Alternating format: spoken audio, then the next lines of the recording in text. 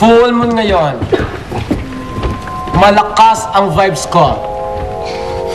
Nararamdaman ko nga maraming kababalaghan ang magaganap!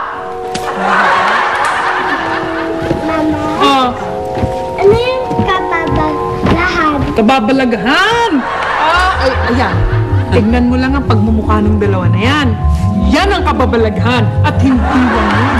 Puro kabalbalan pa. Kaya kung ako sa'yo, wag mo na silang intindihin dahil puro kalokohan lang sila. Kita mo na? Pati ako nadadamay ng lait dahil sa mga kalokohan mo. Hello, Noah. Mukha kaya tayo. Kung ano yung panlalait sa akin, ganun din sa'yo. Kasi nga, combo meal tayo. Ay, combo kayo. Kaya kulang na lang kalesa. Lalarga na. Basta. Nararamdaman ko. Ano naman yan? May lakas na paparating. Malakas na malakas. Nararamdaman ko na. Eto, malapit na siya. Nararamdaman ko. Aha! Malakas ang vibes ko sa'yo. Malakas ang nararamdaman ko sa'yo. Malakas! Malakas! Ito, mas malakas! Matilda, ano ka pa? Pangit na ka! Pinapatulan mo pa! Parang kasi! Alam mo, halika na nga. Pumasok tayo sa loob. Baking to. Sorry, bakla ah. Ano? Okay ka lang?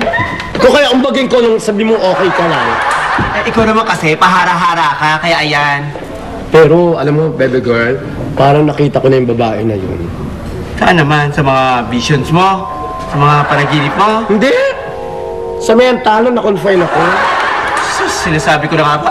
Baliw ka talaga. Naku, ewan. Excuse me na, magaling na ako, no? Magaling na ako. Hindi na. Magaling ka na ba? Oo, sa to, ah? Sabi mo lang dati yan, eh. Gaga, baliw ka pa rin. Baby girl! Baby girl, wait! Ano ba? Sa wakas! Finally! Nabuo ko na ang katawan! Eba! Gamit ang remote control na ito. Isang pindot ko lang, papagawa ko sa katawan lahat ng gusto kong ipagawa. Manood ka, Eba. Manood ka. Labas katawan. Tut, tut, tut. Good. Good. Stop, katawan. High five tayo, katawan. Tut. Good. Hawakan mo si Eba, dalawang kamay at magpaikot-ikot kayo. Tut, tut, tut. Bibilis ang ikot. Tut, tut, tut, tut. Very good, katawan. Very good. Tagumpay ang imbensyon ko.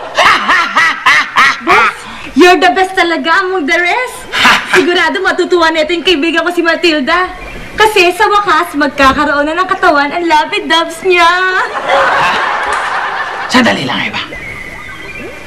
Bakit ko naman ibibigay ang sarili kong creation para mapagbaliwan ng kakilala mong si Matilda? Samantalang pwede naman ako gumamit ng katawan na ito para sa sarili kong kabaliwan. Sabihin, Doc. Tinutulak mo ka? Oo. Oo ka. Ano? Ano nga ibig mo sabihin? Hindi mo ibibigay kay Matilda yung katawan? Hindi, Eva. Gagamitin ko ang katawan panlaban sa Powers Family. Pero Doc, binayaran ka kaya niya. Ba't ka talaga? Ba't na akong bad? Wala ko alam. Kailan ba naman ako naging good?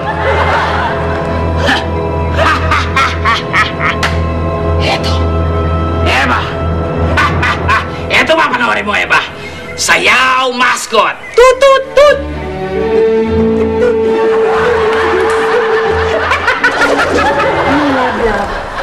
Sure ka na ba dyan na dito ka nalang matutulog? Oo nga, Daddy. Kailangan mo ba talagang gawin yan?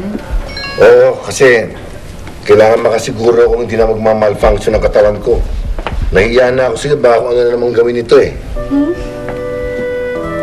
Sige, ikaw bahala. Okay, Daddy, good night, Daddy-o. Oh, Daddy, Daddy-o. Good night, mga anak. Good night. Good night, Pops. Good night. Good night. Good night, good night. Good night. Children, good night. Good night. Love, Yes? baka naman pwede magpaswerte dyan at wala ba akong good night kiss? I saved the best. For last. Uy, hindi na sweet yan. Kadiri na. Pinas, sleep time.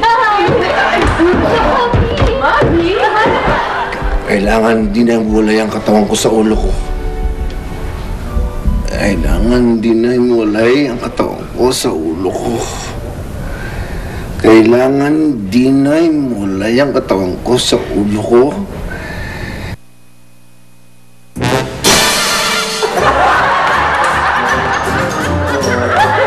Hoy, hoy! Saan ka pupunta? Bumalik ka nga rito!